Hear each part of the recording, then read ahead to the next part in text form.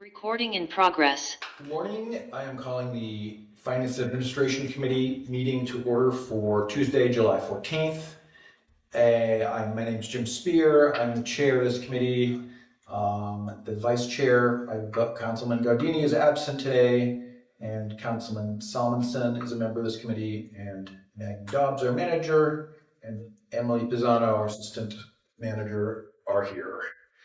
So let's start with approval of minutes.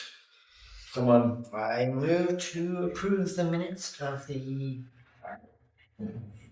right, well, I'll get you one. June 16, 2026. I'll second. Thanks, Jim. I second. Okay. Have you had a chance to look them over? Yes. You like them? Yes. Let's vote to accept the minutes. All in favor of accepting the minutes? That's 2-0 to accept the minutes. Okay, treasurer's report, Ms. Dobbs. All right, so we are looking pretty good with our finances. People may have noticed the school taxes are due right now, so our tax collector is busy working on that, but I did get an update Just from drop mine off. Bill's site to let us know, and you can see it's reflected in our budget here, that we have a really high collection rate again this year, so really appreciate that. We're looking at just over 98% of our collections. For our real estate taxes, so in terms of the bulk of our income that we have coming in, that's pretty much capped where we're going to be. EIT still is on a rolling basis, and then business privilege tax is on a rolling basis throughout the year. So you can see those are a little bit lower for the year. But in terms of our revenue collection, we're looking in really good shape for that. We also have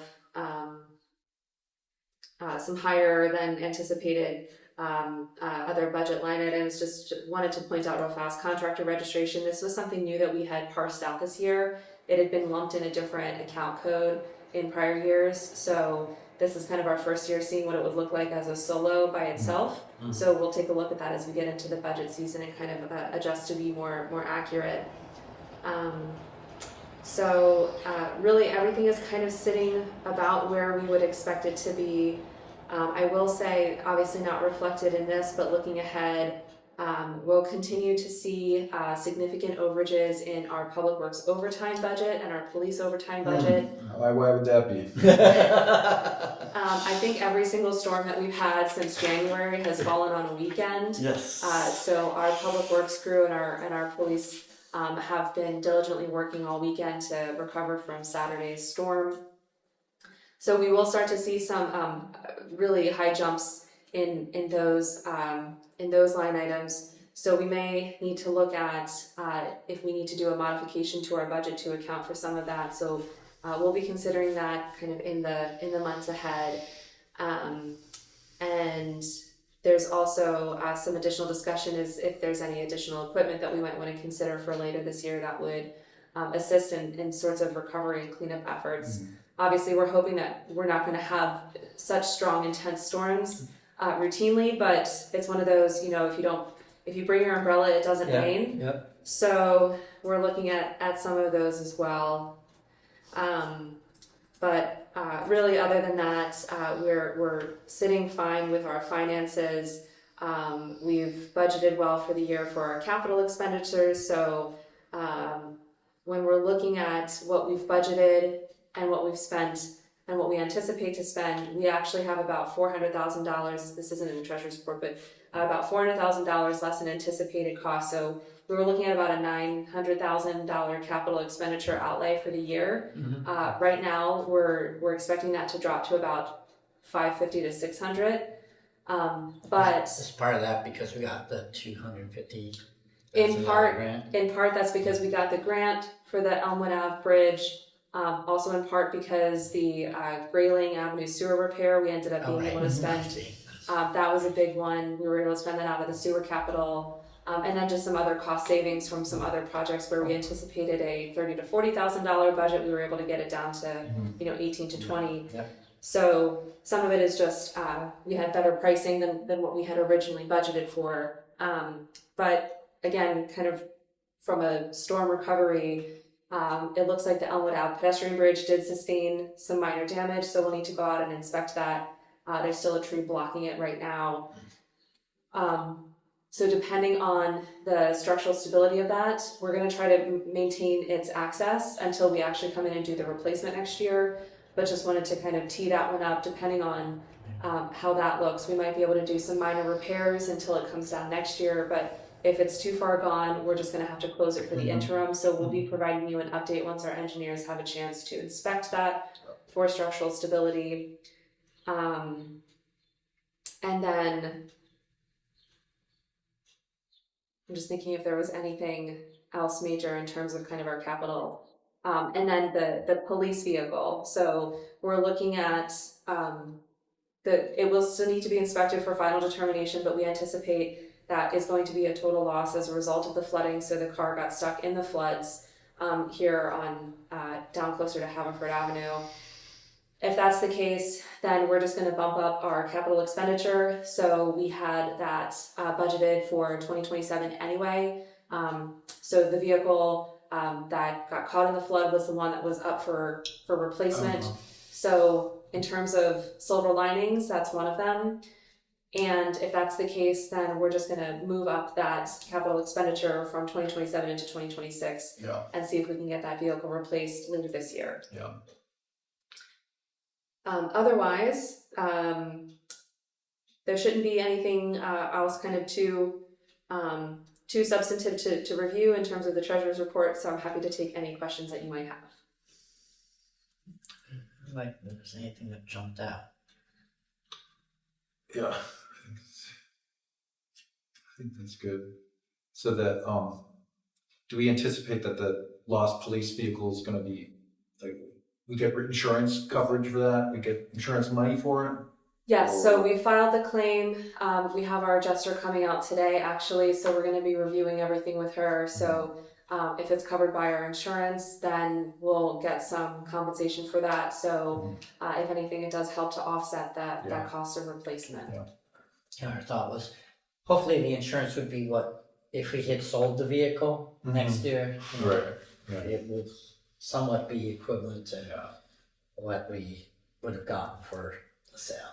Right, but then we're going to be down a vehicle for a year. Is that acceptable, or what will we? No, we won't be down a vehicle. No, because the idea being, so the vehicle that we believe is a loss, we were going to be selling that vehicle, so replacing it next year and then selling that vehicle anyway. Yeah. So instead of selling the vehicle, we'll just receive insurance. But for now, for it. Correct. Right. Until we get another car on the road, we are down a police vehicle. That's correct. Okay. Are we going to need to rent one or something, or make up one for the year, or? It's still very much in flux. Okay. So we've had a conversation with the dealership. There is one on the lot right now. So we could theoretically buy one and have it on the streets very soon. It would still need to go through the upfitting process, but we would try to expedite that to get that on the road. So we are still working out all of the logistics in terms of availability of vehicles, insurance claims, and we can provide you more information as soon as we know. Okay, good. Do you remember that? Were you here when we lost? I said that. I was like, this was a we lost classic all case the of, police vehicles. was it all of them? All That's what of I them. couldn't remember. I said, this It's isn't still- the first time this happened. It was We like need 20 some years ago. institutional memory. Yeah. It was that long ago. I so. thought it was like 10 years ago, but yeah, it was after I moved here, so yeah. Okay. All right. Well, let's move on to recommendation items. Can I take a recommendation for scheduled bills? I recommend that we send to Borough Council approval of the scheduled bills for the general capital sewer and solid waste funds totaling $343,867.28. I'll second that. All right. Let's look at the checks.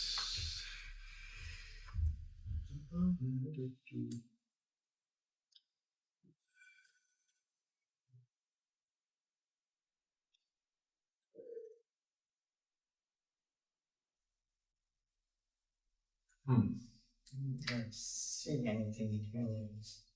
A lot of engineering fees. Is this Part of the bridge, right? Oh, is that okay? For the so we have. Are you looking at Pomone? Yeah. So there's just the one bill for Pannoni out of the so the capital fund Pannoni bills are related to the North Narberth Avenue Bridge. General fund Pannoni bills are going to be for all of our general engineering services. So we did have a couple of extra charges related to the reevaluation of the stormwater bump outs. That was requested by council. We're just starting our road program right now, so our engineer has been busy working with that. Some of these are professional services related to land developments, so those are pass-through fees, so we collect those through escrow and invoice remittances. But in looking at our total budget, that is something that we're going to want to reevaluate for next year. We have been seeing a trend towards higher engineer bills. And as we proceed with our multimodal transportation grant administration and just looking at some of the other kind of ongoing projects that we have, we will want to, I think, increase our budget for our engineering services. So there's some right sizing that we need to do if you're looking at kind of the expenditure for our solicitor's fees versus our engineering fees. They're a little bit mismatched. So we'll be looking at that as part of the budget process and outlay some of our anticipated costs for next year with a little bit more accuracy for engineering services because we are starting to see an uptick there.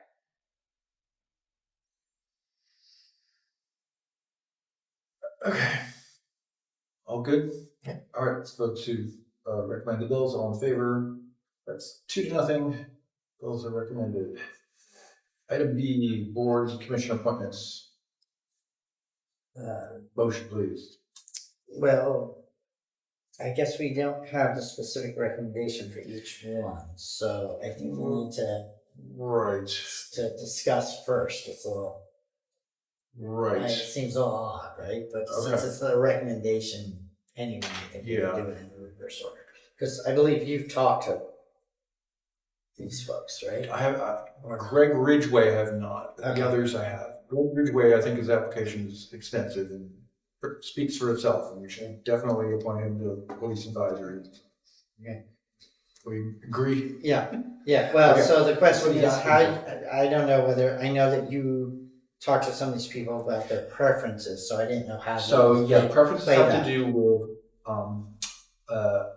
police pension fund versus NIDA. Okay.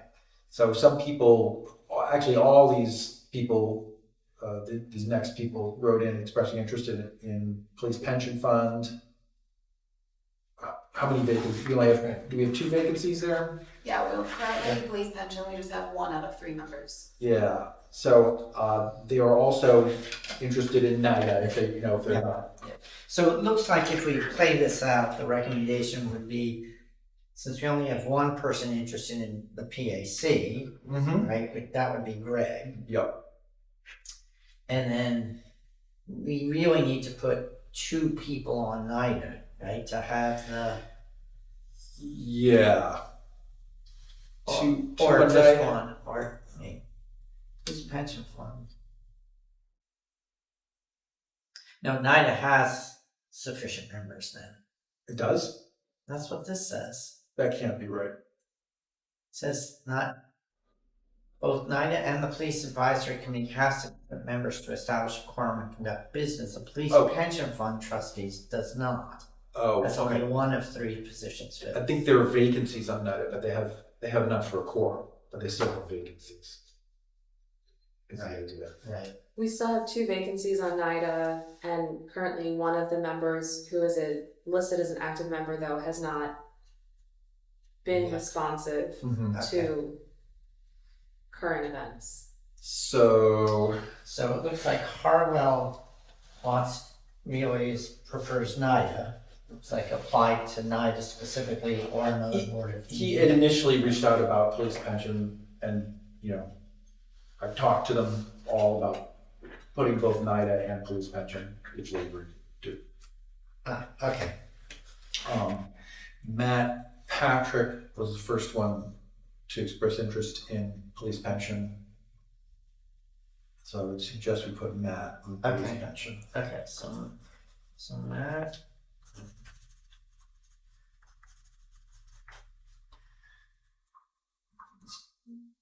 And then Greg is gonna go on, Greg Winfield.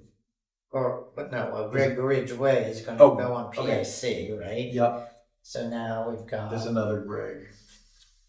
right, so now we've got Greg Winfield or Harlow, right? Mm-hmm.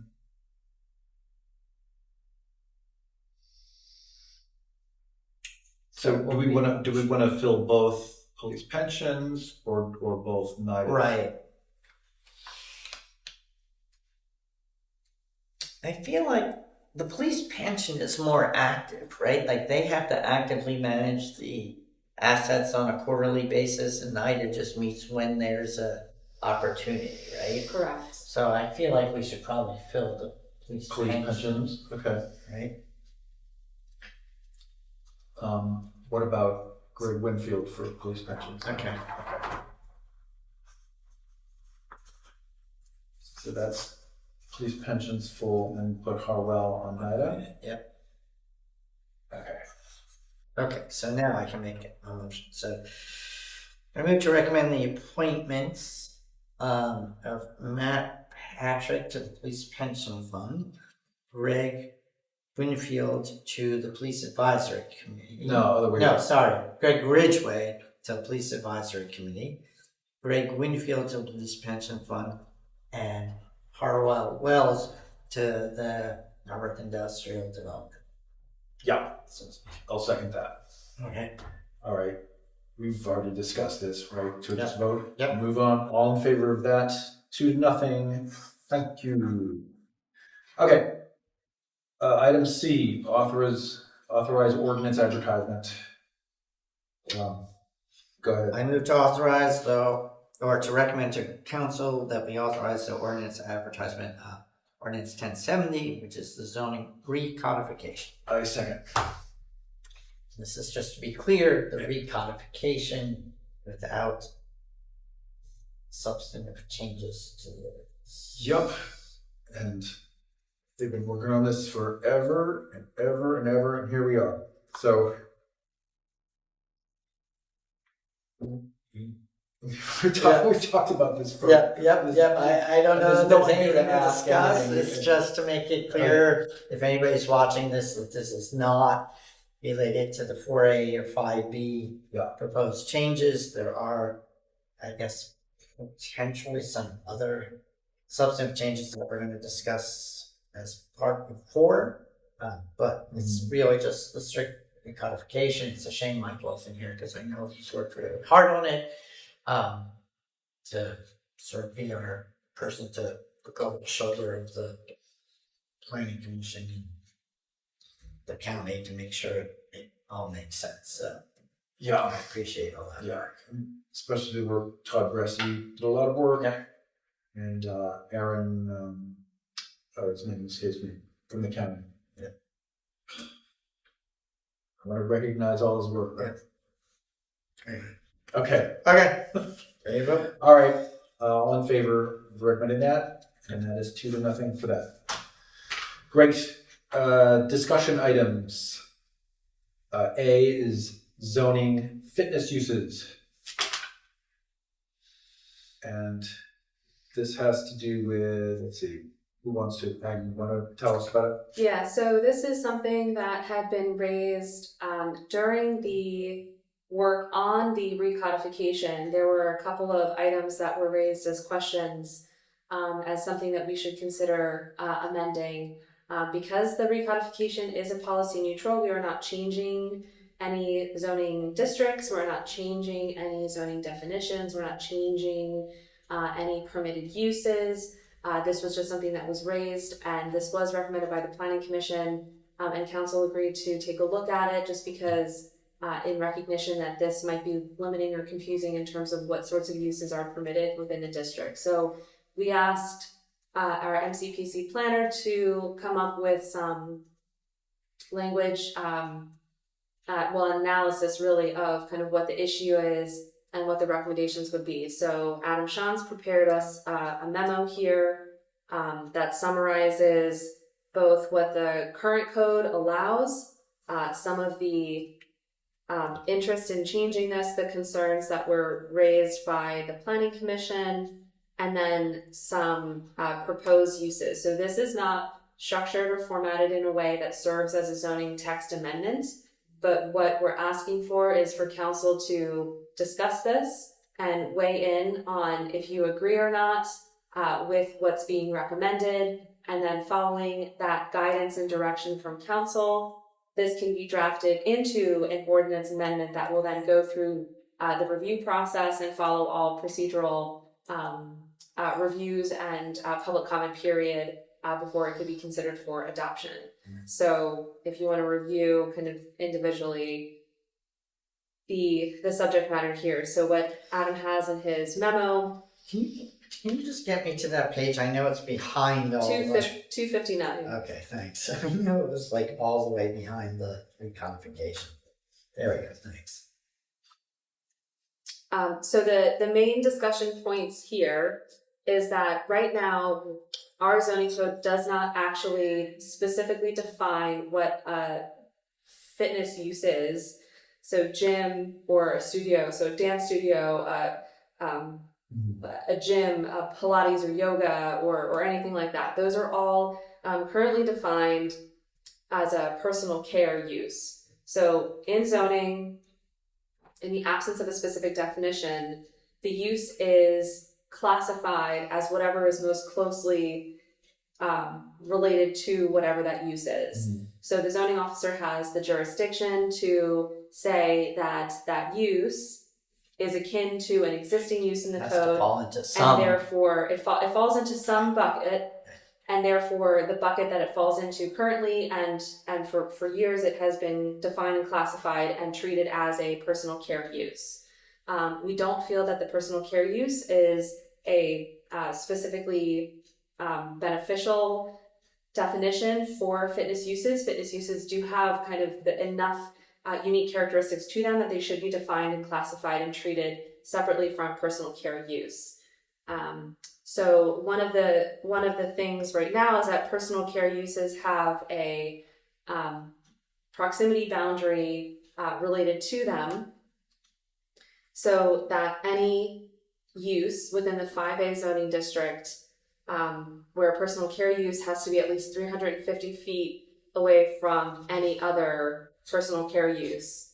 So that would then say if a hair salon is considered a personal care, a fitness studio also being a personal care, not only are we creating a proximity separation requirement from the same kinds of, salon uses, but now also fitness studios fall within that designation, or not now, but have been falling under that designation. So they are then also kind of equally restricted from operating within proximity to these other uses.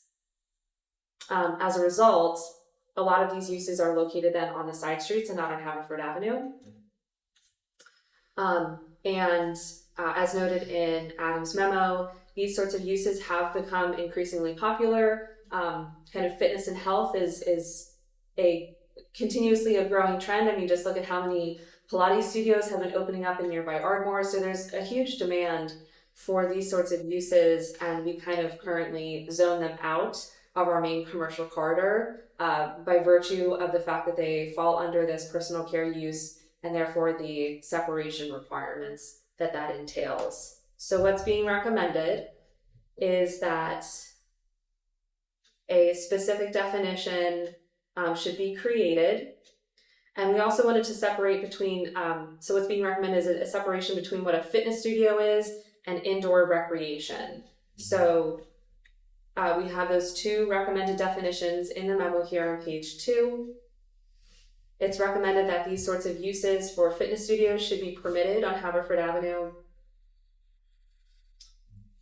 And it is actually recommended that the distance standards appear to be working and should also apply to fitness uses.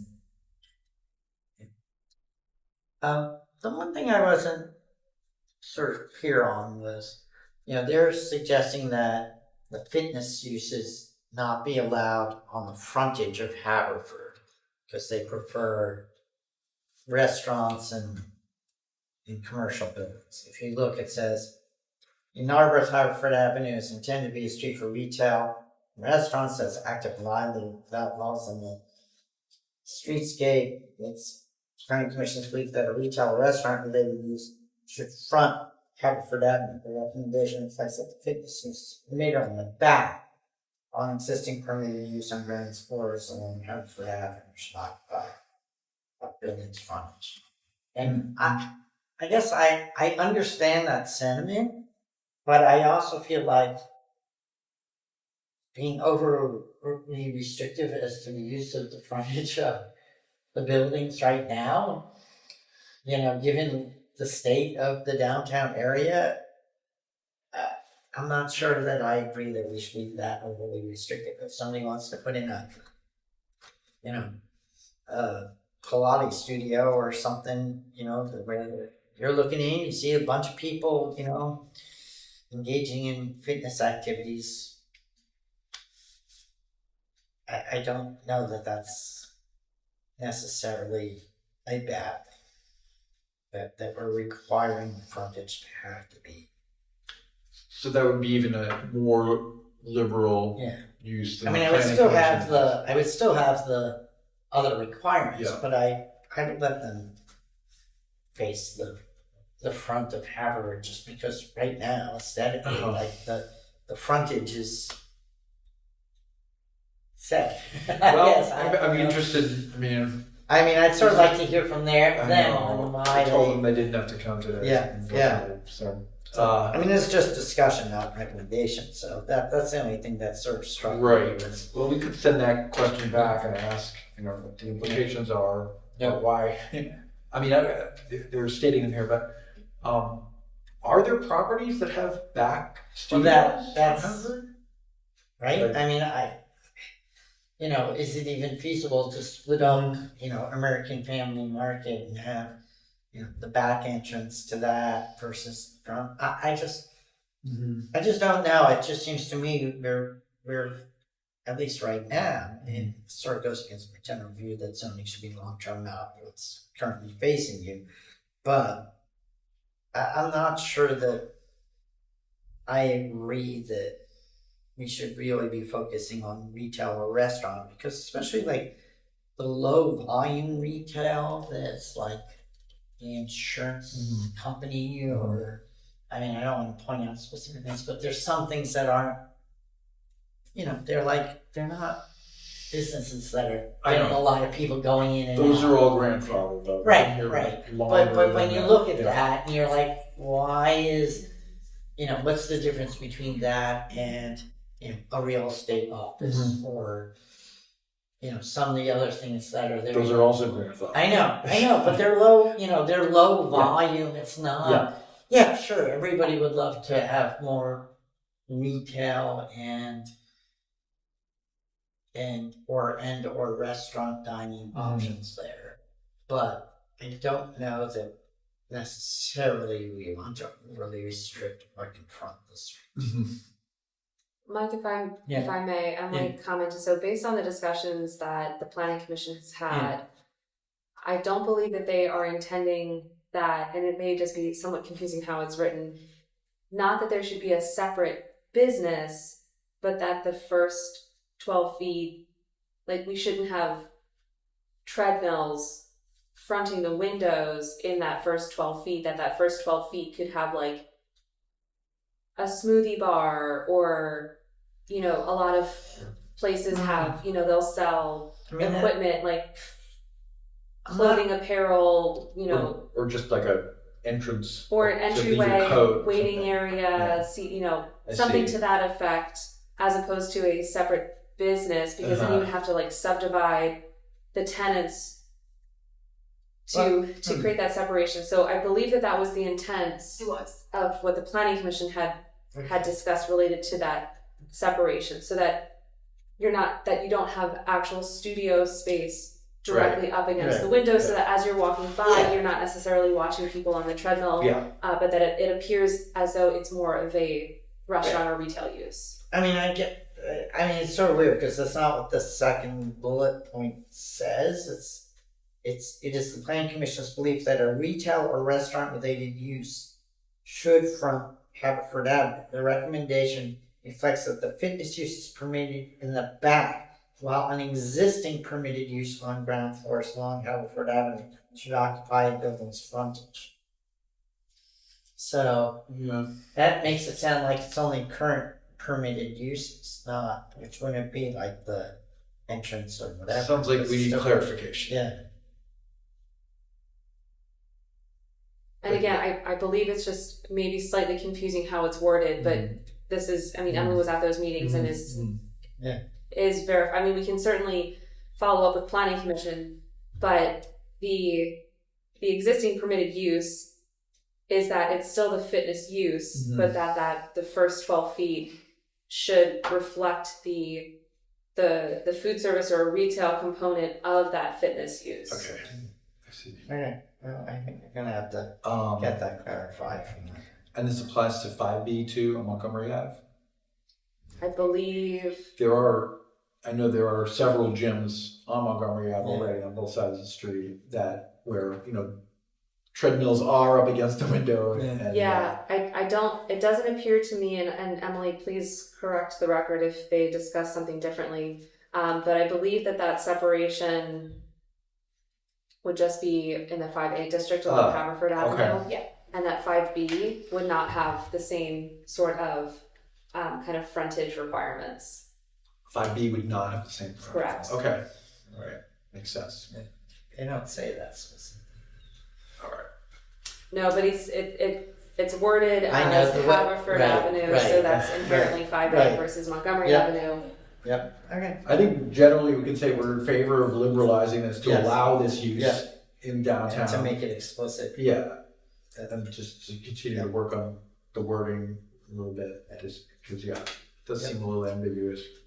Right, and again, the actual language that would be drafted in the zoning amendment would clarify Yeah, sure. what this intends. Okay. All right.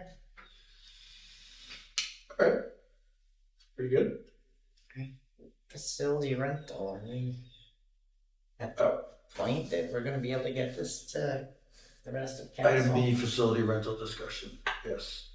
Oh, well, Where, I'm sorry, hold on, do we Okay, have a recommendation for how, well, this just had it as a discussion item, not as a recommendation. right, so other than the clarity on the frontage, were there any other discussion points?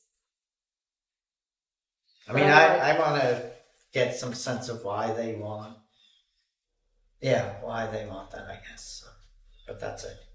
Okay. are the planning commission going to have further discussion about this, or? Are there... No, at this point, the planning commission has already made their recommendations, so now, Okay. so as I preface, the intent is that this is, the concept is now coming to you, kind of with a little bit of the framework that was being discussed, and then based on council's feedback and direction, then we'll draft an ordinance amendment. The formal amendment does legally have to go to the planning commission, and then it'll come back before council for consideration for authorization to advertise before adoption. And that'll be this Thursday that we talk about it? We'll talk about it, and then based on the direction that council gives on Thursday, we'll then give that direction to our planner Right. to then draft the ordinance amendment, so that might be ready for the August planning commission, if not, then for September. So maybe we should have someone from the planning commission there to answer questions like this as we discuss it fully on council? Yeah, and we can also reach back out to the planning commission to get you that direction before Okay. Thursday. Yeah. Good. All right. Good? Yep. Okay, let's move on. Item B, facility rental discussion. This is continuing what we talked about 2 months ago or 1 month ago. I can't remember. I guess it was last It month. was last month, yeah. And do we pick up where we left off? Yes, so I realize we don't have that. We didn't include the memo in the packet. We could go back. Do you have the June packet? So if you have I believe it was May actually? Yeah, I think it's I guess the big picture question is, are we at the point where we can bring it to council as a whole? We have not got through it yet. Yeah. June. It's not in May. Sorry, it is June.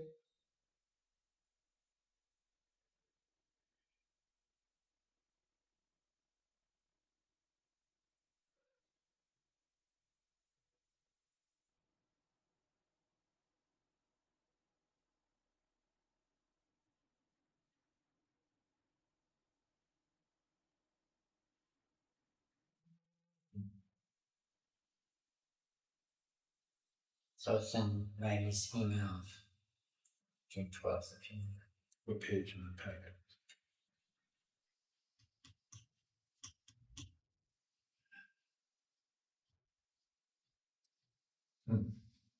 I didn't see it in June's packet. Why? Okay, I'm sorry that we had included them.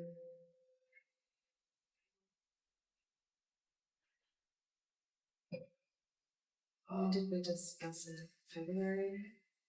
I'm surprised it wasn't in.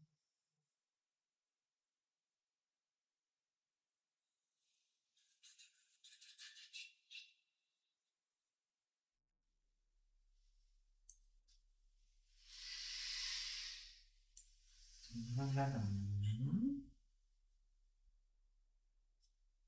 It was on the agenda for the discussion in June. So was there just no memo?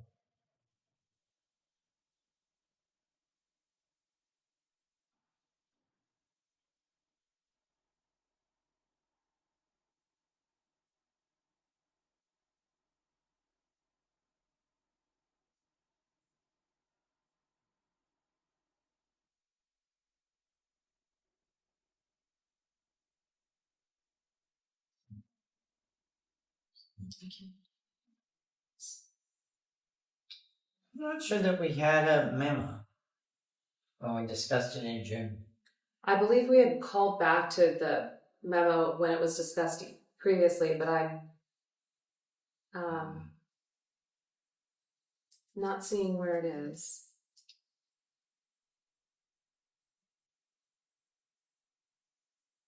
Looks like you emailed it on February 4th to everyone.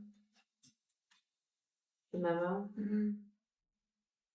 I don't see it in the meeting packet. It's to council. I think it was just council. I've got it.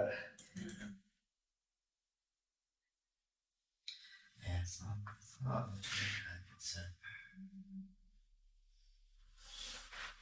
All right. I found it in the February 4 email. Agenda edition or no, council work session packet? No. It's just a standalone memo facilities rental. Yep. Okay, got it.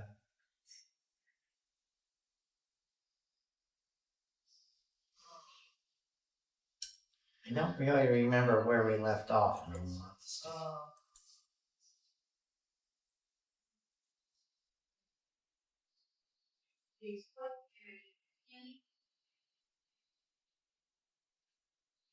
Okay.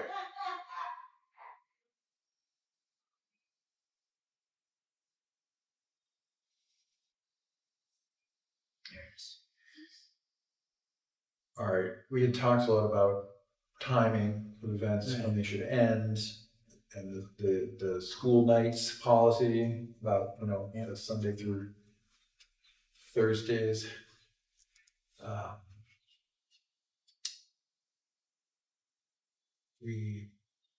Let's see. We're gonna need to figure out like what constitutes a free user. I think we needed to. Yeah, so if we take a look at the bullet points, we had talked about event timing, and I believe we have a resolution on this. So we had talked about, right, the separation from the school calling school nights versus non-school nights. Yep. So we're limiting the school night events until 10 p.m. and they're done, they're out by 10 p.m. And then 11 p.m. for the weekend events. We had also talked about, in terms of the frequency of events, this was something that I'm not sure that we had necessarily, we had talked about kind of what constitutes a party, right? We were talking food, non-food, and that was one of the things that, some additional clarity might still be beneficial to go back to that one. The recurring users, I believe we do have a resolution related to that. So if you recall, we did have agreement that, based on the definition of a recurring user, if you have so many uses within such a period of time, you're considered a recurring user and therefore subject to the recurring user policy agreement. So I believe that there was no additional discussion needed for that one. The alcohol usage, we had clarified that with our solicitor and received clarification.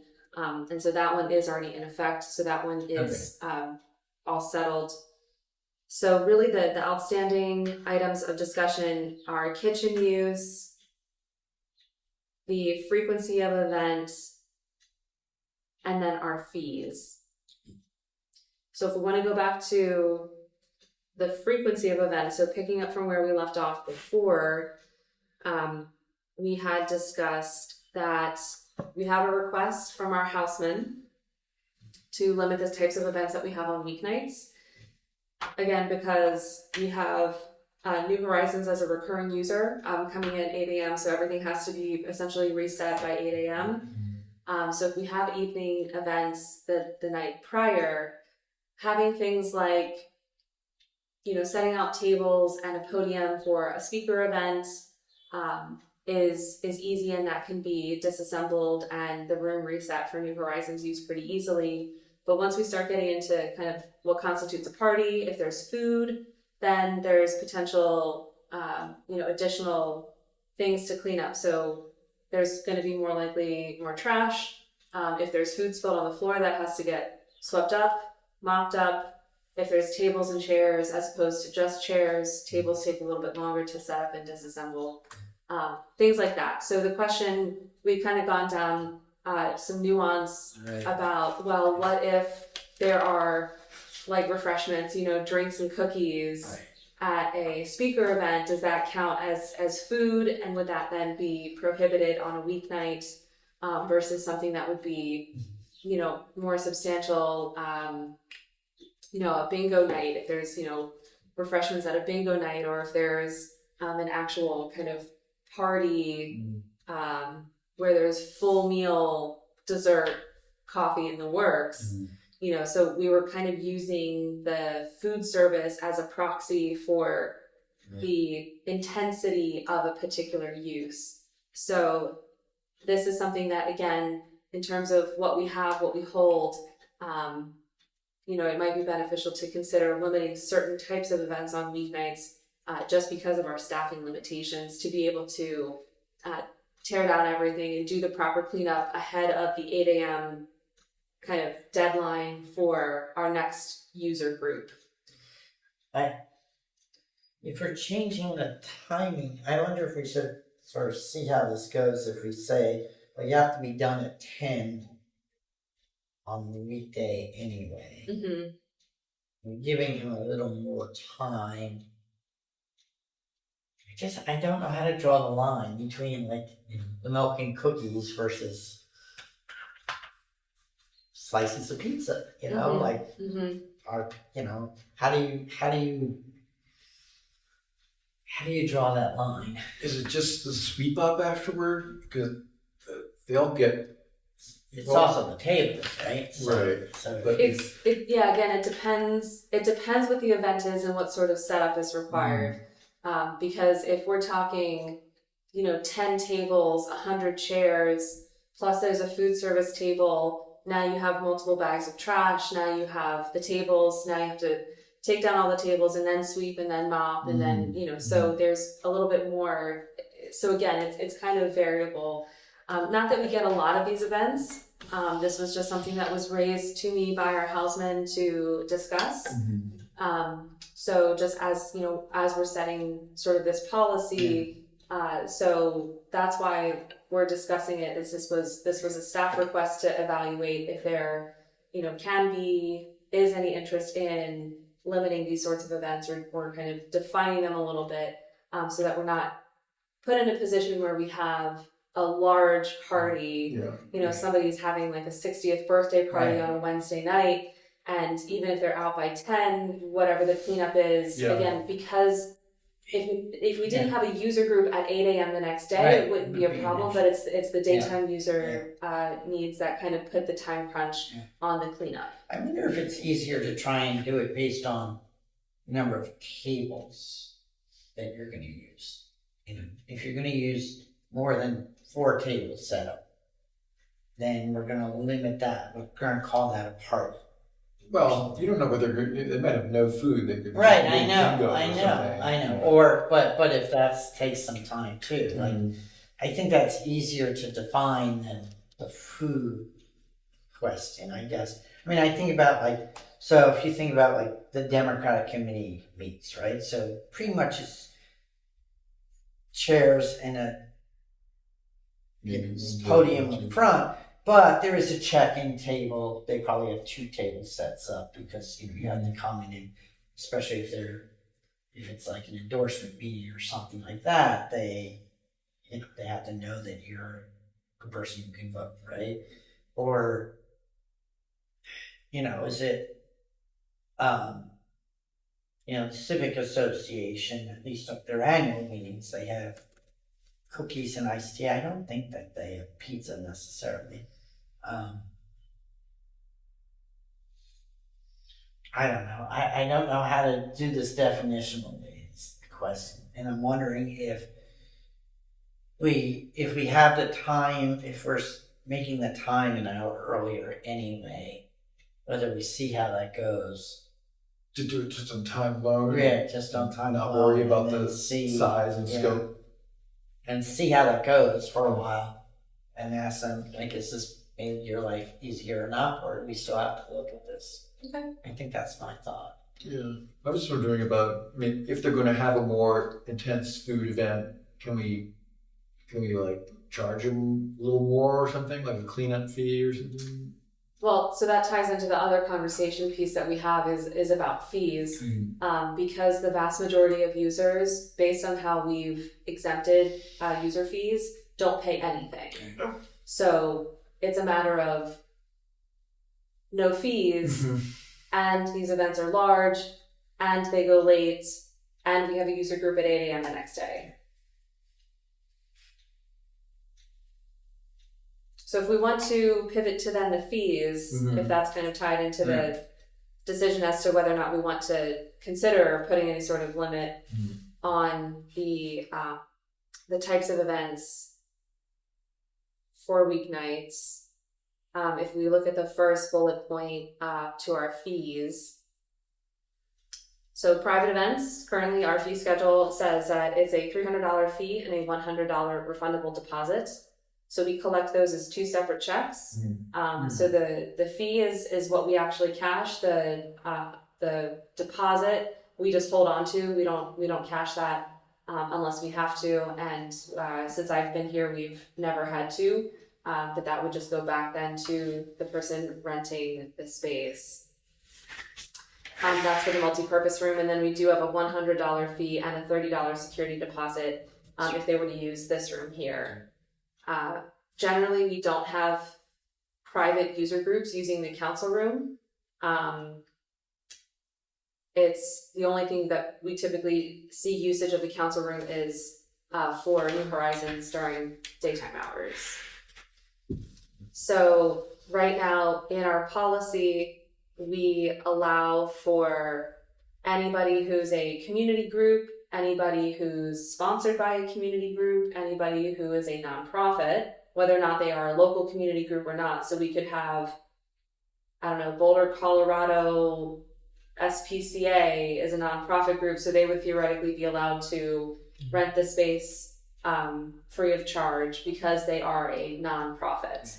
So we do specifically define community groups, so it's like including but not limited to, and then we list our specific kind of recurring user groups that we have locally in the area. So that would be inclusive of the Narberth Business Association, our athletic associations, scouting organizations, like the garden club. There's a couple of different groups that are specifically defined in our policy. And again, but that is included but not limited to, and then that kind of broadens up the scope for that exemption from the user fee exemption to be inclusive of just about every single nonprofit group. And then we also have had instances where we have community groups come in that then get sponsored by a existing nonprofit group to qualify for the fee exemption.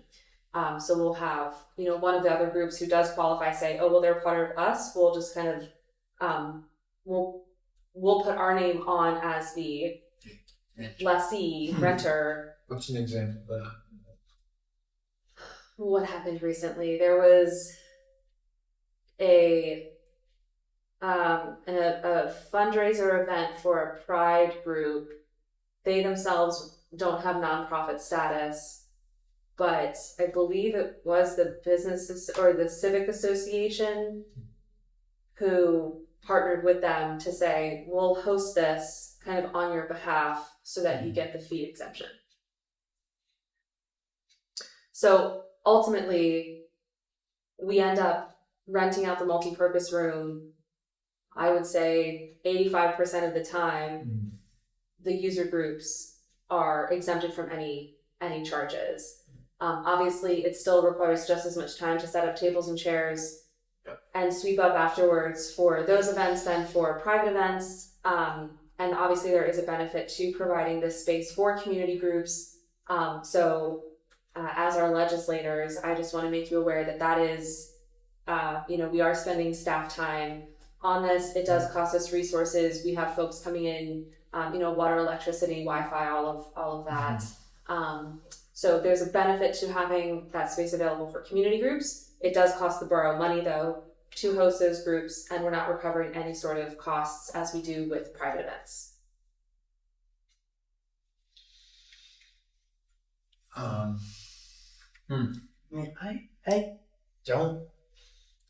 know Cindy feels a little differently about this. I don't have that much of an issue with the fact that we're absorbing costs to promote community groups that make Narberth a better place. Back when I was active with Narberth Community Theater, for example, we used the big room for auditions. Yep. So, maybe. I'm sort of ambivalent about that. I don't want to create a cost barrier for groups that otherwise can't afford to pay, even if it's de minimis, if it's some startup group, I guess. Yeah, so it seems to get back to like what's a low burden event versus what's going to be if somebody's renting it for a birthday party or something like that, like I have no problem charging them, but I don't know how that's benefiting the community as a whole. Right? They don't. They pay. Right. But that's what I'm saying. Is like I again, the problem is sort of definitionally. We've always struggled with, what's a group that counts that shouldn't be charged. It should be charged and not making staff have to deal with why did you charge, Susie, or you didn't charge Susie, but you charged me, and, you have to deal with that backlash. So I don't know. I think we want to make those lines really clear. Mm-hmm. I'd say even users versus or fee-based users versus not. I think it's reasonable that even when there's a free user, that they be at least subject to like a cleaning fee or something like that. If they're having like a really, like a lot of food or a lot of alcohol or something like that. Well, that may be the way we charge them. If we charge them the deposit fee. Mm-hmm. That and use that sort of as the cleaning fee. Like, our husband was there for 2 hours and we had to pay him. We would charge it for that. Like, maybe that's the way I would. I will say. Define that. Yeah, so I will say, just administratively, kind of charging people after the fact and that might be challenging to collect after the fact. No, I would make it that they have to put the deposit down. You know, the deposit that they put down for the whatever we call it, the cleaning fee or whatever it is, and we would just take it out of that, send the difference back. If that could be determined at the time of application, like even if it was a free user, if they were going to bring in a lot of food, and be in a position to say, hey, you're going to have to leave us a check in case of, you know, is that feasible? That introduces its own subjectivity to it. Yeah. Because the other thing that I had outlined here, and I just want to be mindful of our time, is that also it's unusual that we would rent the space out without having a certificate of insurance from those user groups. So while that would not be a direct cost that we would collect, right now if somebody holds an event in the multipurpose room and there's an incident, as I mentioned, we already clarified the alcohol usage agreements.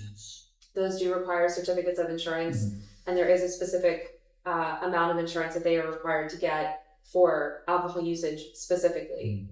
However, if there's something that occurs, like something breaks, something happens, we have the security deposit for the folks who do pay security deposit, but there's also no insurance coverage. So if a nonprofit user group who's exempt from all of our fees, something happens while they're having an event here, the borough's insurance then kicks in since we don't have insurance specifically. So then we take on the liability of an incident either involving property damage or bodily harm. So the other option too is that if we still want to maintain the service as, or allow for the space as a free space, at least take away the liability concerns that we would have from other groups using our space and require them to have insurance. Again, folks like the Business Association just carry insurance, and we also started this process with our special events permit. So they carry coverage now, kind of universal coverage for the year. I believe the Civic Association also has that. So we could just retain that on file. So any events that they have that they are the sponsor of would be covered by their general liability insurance. But if a one-off nonprofit user group wanted to come and use this space, we would then have to have that insurance, the certificate of insurance. I wonder if all those groups have insurance like that. And some of them don't is the thing, so they would need to purchase it. So again, they would then need to spend money to get the certificate of insurance. So we're not collecting any money. I can see that be kind of a burden. Even like the established community groups like the Civic Association. I don't think the Civic Association has. I mean, and the risk of something going south at a Civic Association meeting, you know, I would say, sure, we have this risk of exposure, but times how many incidents? Like in the history of Narberth, has there ever been a potentially covered incident at a Civic Association meeting? I highly doubt it. So why create what about treating it like a block party or something like that? You know, I don't think we take insurance for block party, but someone has to sign off on it on the application. You know what I mean? Like if something happens when you guys had your block party, you have to apply to the borough to get the street closed off. Yeah, but you also have to accept some kind of responsibility. You don't have to present your insurance. You have to, whoever's signing it has to guarantee that there won't be damage to that they're accepting some kind of responsibility for damage to the roadway or to the right of way. And we could create that sort of I don't know, liability agreement. They may not have any assets for us to collect on, but we could create it. I think before we ask a group like the Civic Association to buy insurance to use the space for free, we should look into what the implications of that are a little bit. Like if that, they have insurance now because we require it for special events. Okay. So the Business Association, we have a COI for them on file. The Civic Association, we have a COI on file because as part of our Uh-huh. newly revamped special events permit, we also require insurance. Again, it's for events that are on borough property. Mhm. So it's a little bit different than block parties, which are events held in the public right of way. We're talking specific events on borough property. So special events being largely, the next to the library or in Narberth Park, generally. And then for the facilities rental, it would be within the borough buildings specifically. So it's just I will say everywhere I've ever worked requires certificates of insurance, even for things like pavilion rentals for park usage.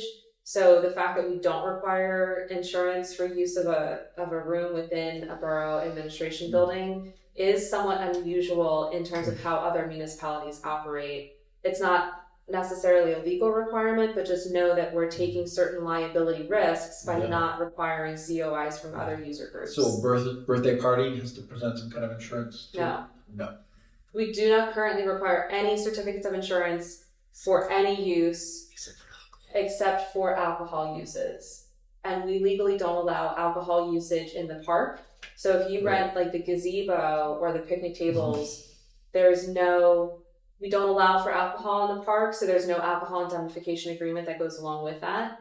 And we don't require any sort of COI for just general usage of the park facilities. So the only COI that we currently collect right now are either for special events or for alcohol events in an interior facility that includes alcohol. Whether that's catered or BYOB, it doesn't matter. It's all captured.